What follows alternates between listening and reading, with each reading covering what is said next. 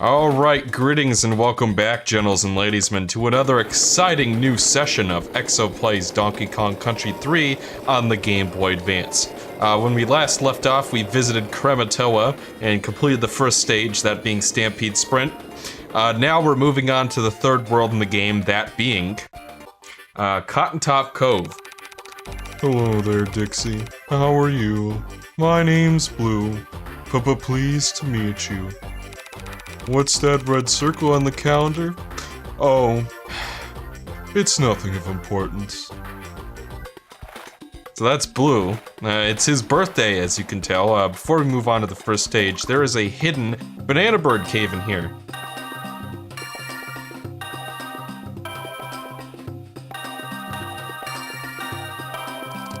The first chunk of these poor man dime store Simon Says, as I called it. I listened to that back in post and thought it was hilarious. Dime Store Simon Says the first chunk of those mini games are pretty easy. I don't really have a problem with them. So it's only when you get, spoiler alert, there are at least 3 of those that you need a very late game upgrade to acquire. We'll just put it that way. And at that point, you've already beaten the final boss and finished Krematoa, and at that point it's just like, did we really, like, what I liked about the other games is that the final boss was the last thing you did, and then that was it. You could very easily finish everything else in the game, all the mini games and whatnot, and then save the rest for later. But in Donkey Kong Country 3, no, you have to beat the final boss before you can complete all the side quests. And that's just stupid, if you ask me. Not really a fan of that. It just feels like more busy work to do after the game should already be done, but we'll have plenty of time to discuss that later. One thing I should mention about the new soundtrack, because I only really got to talk about some of my thoughts on that earlier. The original track that plays in the SNES version is fine. It always reminded me of the Super Mario RPG music, like when Exor comes down and crashes into Star Road and then edges itself into Bowser's Keep. The music that plays there always reminded me of the original SNES track for Waterworld.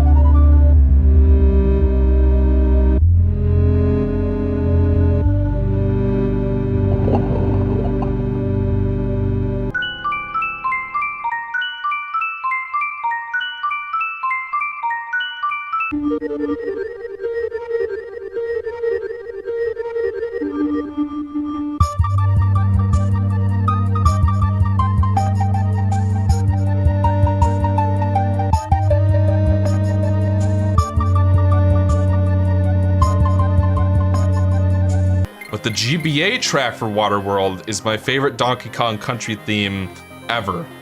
When I was doing my original reviews, my Remake or Re-Break episodes, and the all-in-one review of the Donkey Kong Land trilogy, I uploaded my top 40 songs, I think, from the series, or top 20, something along those lines. There were a lot of picks, but the #1 pick was Waterworld GBA, because I fucking love this track oh so much. It is, like the rest of the GBA soundtrack, a remix of a track from Donkey Kong Country 1. Like, the music in this game is just a bunch of remixes. This, and I think some remixes from DKC 2, like, this bonus room theme is Steel Drum Rumba from DKC 2. Like, if you listen to Steel Drum Rumba and the bonus room theme for Bonus Time GBA, it's the same song.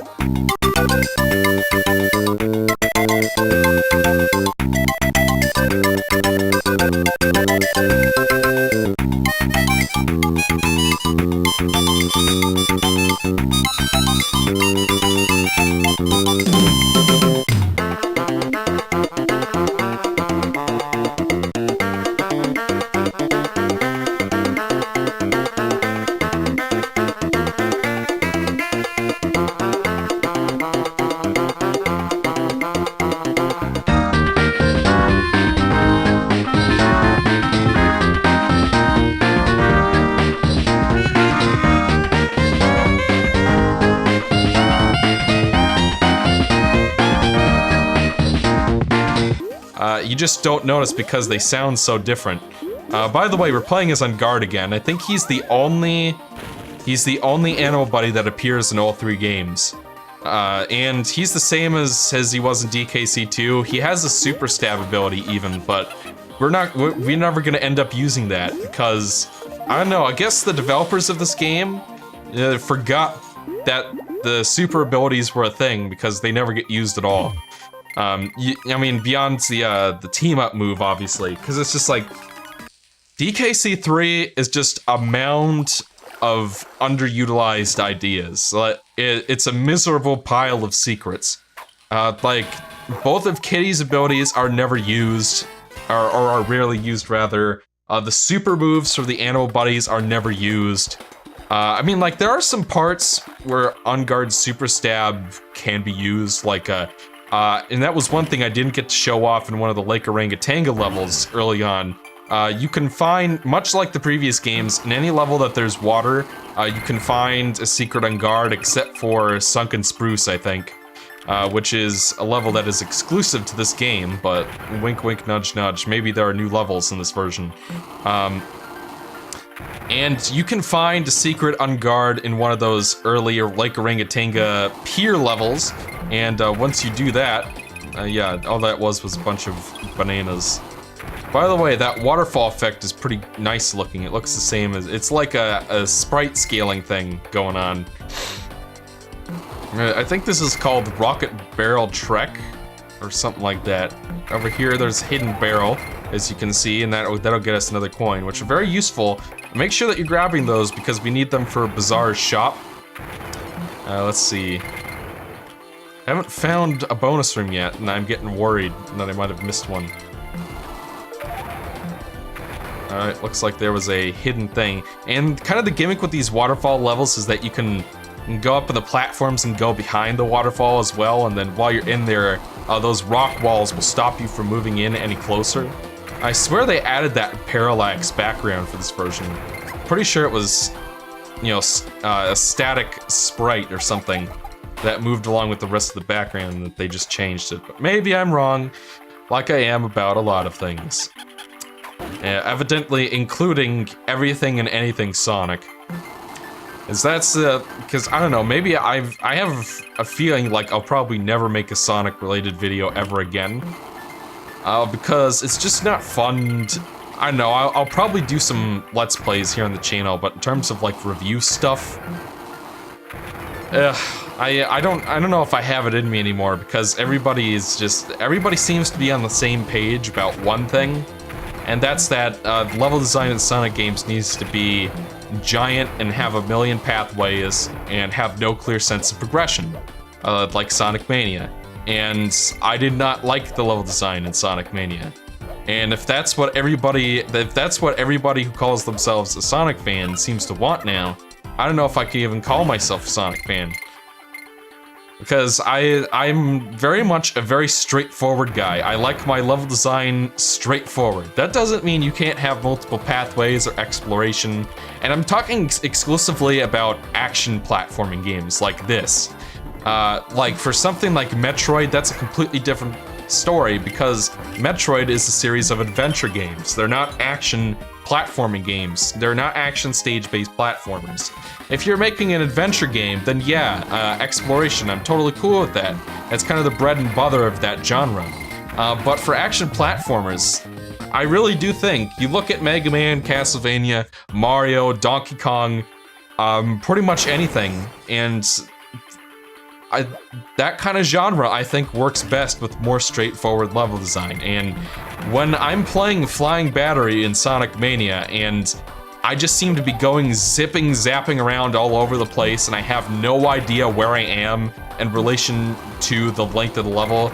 Like, when you play Aquatic, even when you play, like, recently, I've gained such an appreciation for Sonic 2's level design, especially, because I did have a rough first impression with that game, to say the least, but playing it again more recently, I gained an appreciation for how well that particular game, when you look at the level design, like it takes everything that worked from the first game, like the best parts of the first game, and kind of uses that as a template for all the levels in the game. And level design in Sonic 2 is actually pretty consistent and well done, all things considered. In the remake, the re-release, the original version has screen crunch problems, if you ask me, but the re-release is pretty solid. And one thing I really like about those levels is that you keep going from left to right for the whole stage.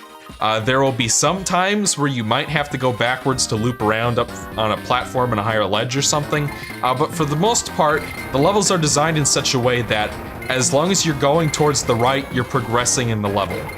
And that, if you ask me, is how it should be. And the levels still have plenty of pathways and stuff.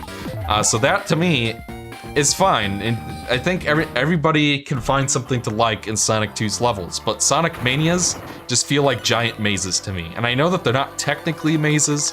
Like, there's no way to actually get lost in those stages. I know that. By the way, this particular coin was made easier for this version. And the original... Okay, I didn't mean to do that. So now we get to climb all the way back up real quick. I'm not sure how that happened, but in the original version, you had to jump up here, or like I think what you had to do was like throw it overhead like this, and then run over this way to get him. But in this version of the game, the side of the stage counts as a wall. So you can just stand on top of the coin and throw it to your left and get it that way. So they made it easier.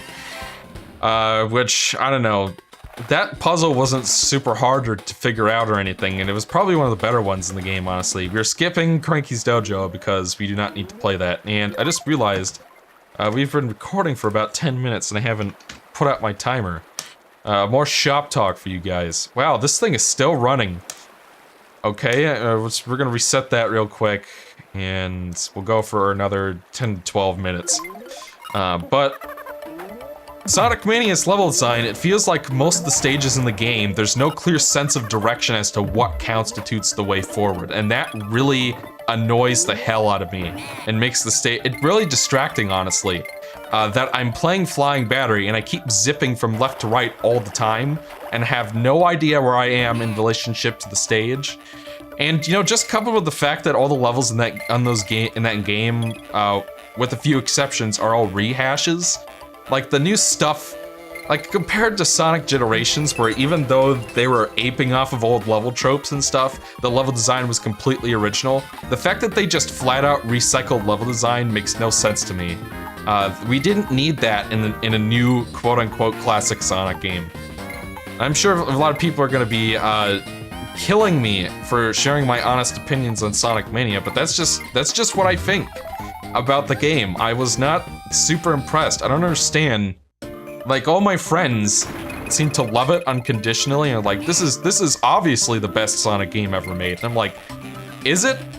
When most of the content is recycled and like even comparatively, like, I'm not a huge fan of how the level design in Forza's is shaping up either, because of how, like, I like straightforward levels, but Forza seems to be taking it to an extreme that even I don't like.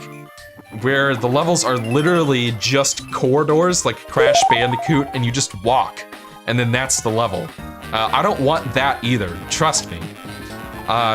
What I want is something with a good amount of platforming, because I like Sonic because I like platforming games. And I like Donkey Kong because I think, like the Donkey Kong Country trilogy, like even this game, for a good chunk of it, I like this series because they're good action platforming games with really tight level design and really strong difficulty design for the most part. That was my fault, by the way, I just want to make that clear. And that's why I really enjoy playing and replaying these games so many times. That's why DKC2 is one of my favorite games of all time, because I think it really understands what is required of this genre. And with 2D Sonic especially, I just feel like this super explorative, open-ended level design just doesn't work in 2D, if you ask me. It would work so much. Like, conceptually, I'm saying, the kinds of ideas that 2D Sonic tries to pull off just work better in a 3D space where you can move in any direction and where everything isn't layered on top of itself vertically. You know what I'm saying? But anyways, we have our next Swanky's Dash stage. And one thing I didn't mention earlier that I really should have is that Swanky's Dash is actually replacing an older minigame. In the original version of Donkey Kong Country 3, there were these carnival minigames, these shooting gallery, like, you know that when you go to a carnival and stuff, how you can like throw balls at targets to win points, and how you can like, you know, try to throw the rings around the bottle, stuff like that. That's what Swinky's sideshow was in the original game. And funnily enough, Swinky actually had new sprites for that game as well. He was like standing out of a barrel, and he had like a golden suit and top hat he would wear. And funnily enough, for this game, when you first enter Swinky's Sideshow, Swinky actually uses the same dialogue he did from Swinky's Sideshow. I don't know why, because it doesn't fit at all, because he's talking about how his show is in every land, when, you know, that makes sense for a carnival, but it doesn't really make sense for this. There we go. And we have won Swanky's Dash. And that's it, folks. We're gonna move on to Tracker Bear Trek, which is one of the most memorable stage names in the game, if you ask me. I remember that thing. By the way, thank you to... Let me look up the commenter's name real quick. Light-Minded Jedi was the commenter, who informed me that those porcupine enemies are called bristles. I had forgotten about that, because I don't play this game nearly as often, and spoiler alert, for some reason, this is a running theme of this playthrough. For some reason, there is no enemy roll call at the end of this port, when there was in the original, and I really don't understand why. Would it really have been that hard to include, would it have really taken that long to put it in when it was already made? Here's our first bonus barrel over here. But yeah, and, you know, I think when it comes to 2D Sonic games, and I guess this is your substitute for me not having made a Mania review, because this is a lot of the stuff I wanted to say in that video but didn't make because people would fucking massacre me if I put that on my main channel. And the thing is, this whole level design thing is an essentially contested concept for everyone involved. There's no argument you can make to me that I haven't heard before that's suddenly gonna convince me that this Sonic Mania, Sonic Advance 2 or 3 kind of level design is good level design. It's just something I fundamentally disagree with. I've never liked it and I never will. You can tell me that all you want, that the reused level themes in Sonic Mania doesn't really matter as much as people might imply it does. You can tell me about all the new set pieces, which were kind of cool, and about how some of the level design differences and stuff. Like, there is new stuff in Mania. I'm not saying there isn't new stuff. There are completely new zones, and I acknowledge that as well. But that's only really one of my more minor complaints about the game. What it really boils down to is I don't enjoy the level design in that game all that much. And it's like, everybody's just like, oh, Sonic level design can never be linear. It has to be like Mania. It's just, I don't want that. I don't enjoy playing those stages as much. Like, give me Sonic Adventure 2's linear level design any day. Because that makes sense to me. As a fan of Donkey Kong, as a fan of Mario, the level design in that game makes sense to me, and I can enjoy it for what it is, but when you and even Sonic Adventure 1's is still pretty linear, like, difference isn't as big as some people make it out to be between the two games. And I can play that, either of those games, and, like, I'd be fine with more levels that have Adventure 1 style level design, if that's a good, happy medium for people, compared to, you know, just... I don't like it when I don't even really like Generations level design all that much, if you ask me. It reminds me a lot of Mania.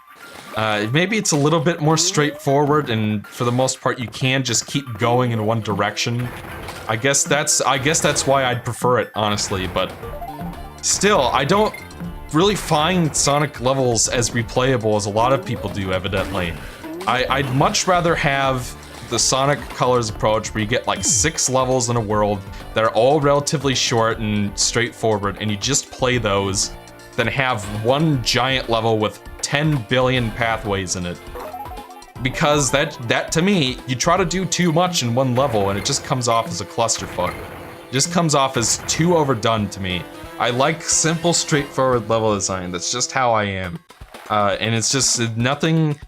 You can try to convince me of the merits, which, like, if you prefer Sonic Mania styled stuff, fine. You're in the majority, evidently. And by the way, this level's really annoying. And I had a real shitty time with it the very first time I played this game, but the gimmick is we have this Nibbler following us around, and the Nibbler is hungry. And as he gets hungry, he changes colors from blue to red. And if he becomes totally red, he's gonna take a bite out of you. So in order to avoid that eventuality, we have to keep feeding him the Cocos, which, by the way, in the original version of the game, the green Cocos were the ones that stayed stationary, and the red ones were the ones that moved. But in between versions, they changed it.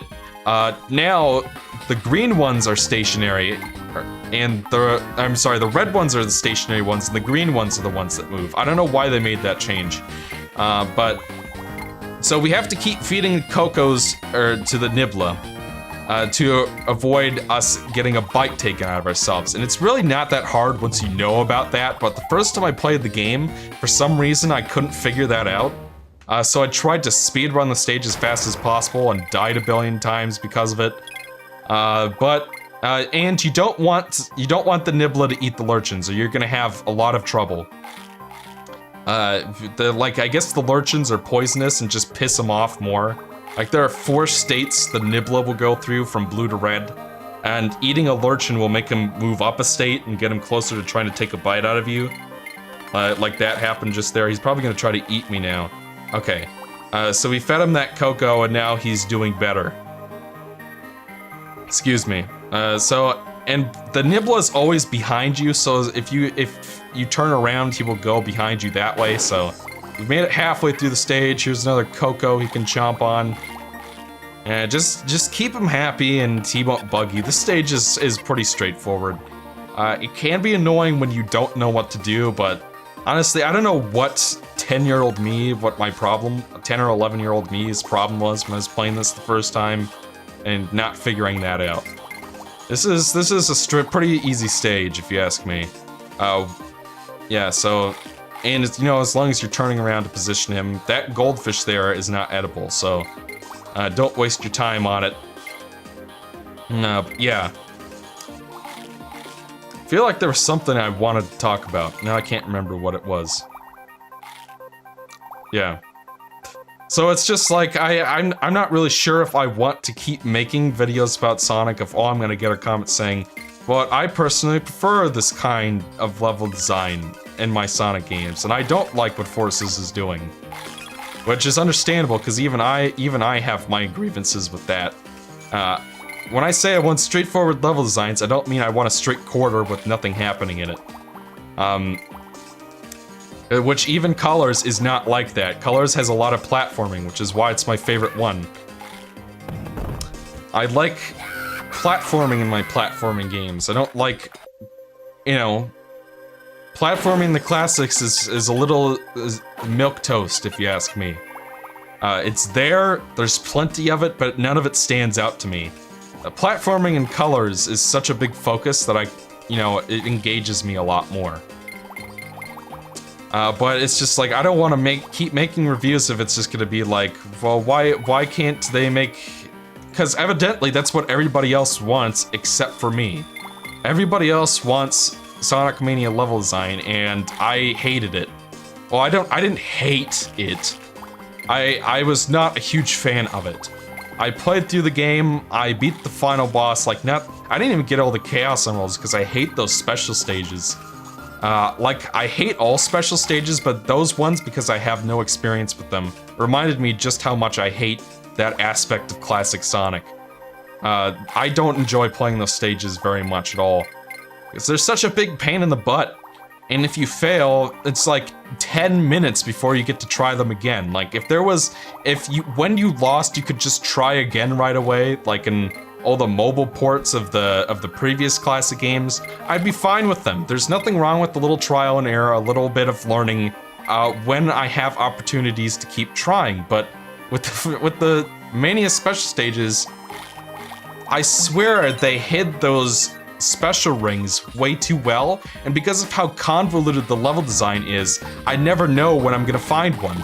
Like, even compared to Sonic 3 and Knuckles, like, felt like the levels, there were some levels where it's like, you're never gonna find a special ring in them, like Sandopolis. I could not tell you where the special rings are in Sandopolis. But with most of the zones, like Carnival Night, and stuff like that, it was pretty easy to find special rings, like, as long as you were looking for them. But in Mania, they hid them way too damn well. So it means, like, it's gonna take you 10 to 15 minutes, at least, before you find another special ring because of how giant and convoluted the levels are. I was not impressed with Mania, as you can tell. And I'm sure people are gonna absolutely kill me because it's the best Sonic game you've ever had. If you'll believe what some of my friends are saying, and if, you know, more power to them if they enjoy it a lot. If you enjoy it a lot, you the viewer. I personally was not super impressed with it. It does not satisfy my subjective preferences for 2D game design. But I digress. So here we have Squirt. And this boss was actually made a lot easier for this version of the game, if you ask me. Like in the original version of the game, his attacks looked a bit different, like they had a different sprite. But I swear these attacks are a lot easier to avoid now. You can just jump, and they'll carry you upwards, and you can avoid them that way. The gimmick of this boss is you just shoot him in the eye, and that takes care of him. Like, in the original version of the game, you actually had to run around the stage to avoid that water spout. And I believe this attack is completely different for this version.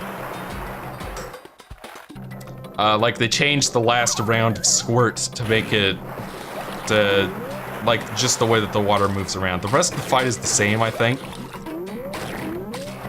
And by the way, I swear there's a reference to this guy in Banjo-Tooie. Like, if you go to Witchy World, and you go to the Hall of Horrors, I think it's called, on the wall, there's a texture of Squirt on it, I swear. And yeah, I guess just a little throwback to this very strange-looking boss. And obviously, the gimmick with this boss is that if he pushes you off, you die instantly, so he doesn't attack you directly, per se. Oh, God. Alright, let's take him out. And that's it, he falls down the shaft and he's dead. He's done like dinner. What on earth was that, Kongs? I don't think I really want to know. Still, it's another step closer to rescuing Diddy, who I apparently know is kidnapped. Alright, that was a long episode, and I apologize, and a lot of Sonic talk. Keep things focused on Donkey Kong for the rest of this playthrough, but it's just like, had those thoughts on my mind for a couple months now. And if you like Mania, if its level design makes sense to you and you enjoy that, more power to you. I'm glad that there's a game that resonates with you. It does not resonate with me. It does not make sense with my 2D game design, 2D platforming action game design sensibilities. The things that game tries to do don't make sense to me. And while the game is fine, I'd say it's at least a 7 out of 10, at least. It's not a bad game at all. It did not impress me. I did not see what all the hullabaloo was about. I played through it once and I'm like, this is fine. And then I hated the special stages so much that I didn't even bother with that. And personally, I'm fine with just Sonic. When I replay 3 Knuckles, I just play Sonic because nothing really compels me to play as Tails and Knuckles, honestly. So that's how I was with Mania as well. I guess I'd rather play Mania than any of the Game Gear games or the Sonic Advance games or Sonic Rush, but I don't know. I've barely played most of those games because I'm more into Sonic for the 3D stuff. I don't know what to tell you guys. So yeah, please spam all of your reply comments about why I'm a dumb head for not loving Sonic Mania unconditionally, and I don't know, maybe I'll reply. You like the game, that's fine. I'm not a super big fan of it. I thought it was okay. But until next time, after this 30-minute episode, join me in episode 5 when we move on to Mechanos. And until then, I'm EXO, and I hope you enjoyed the episode.